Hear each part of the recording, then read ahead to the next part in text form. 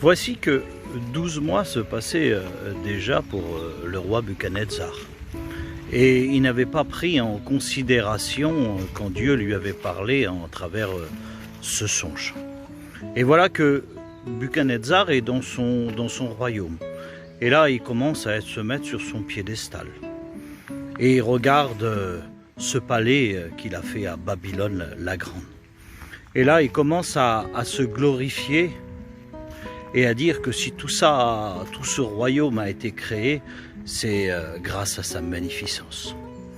Et voilà que son cœur s'enfle au roi.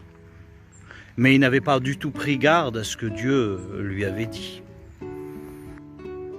Il écoute une voix qui se retentit vers lui. Et cette voix lui dit: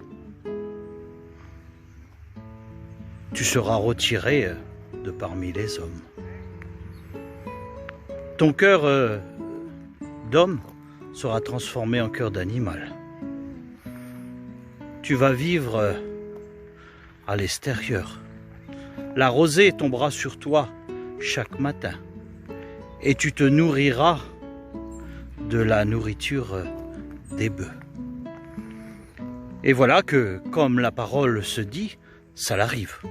Buchanan-Tzar est chassé de chez lui.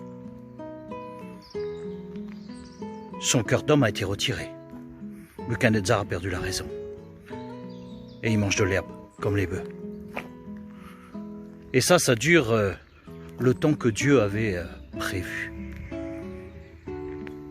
Et une fois que ce temps est passé, Buchanan-Tzar, la raison revient à lui. Et là, à ce moment bien précis, et là, il réalise les paroles de son songe. Et là, il lève la tête vers Dieu et il commence à amener des louanges. Il se prosterne devant Dieu parce qu'il s'aperçoit que l'homme n'est rien sans la volonté de Dieu.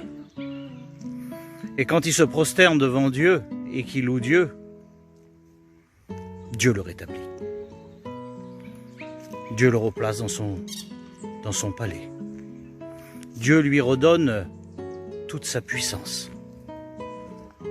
Parce que Buchanan-Tzar avait réalisé que le Tout-Puissant, tout est fait par lui. Le chapitre a été abrégé. Cette histoire a été brossée. Si tu veux regarder dans la parole de Dieu, tu regardes dans Daniel, chapitre 4. Et je te dis bonne lecture.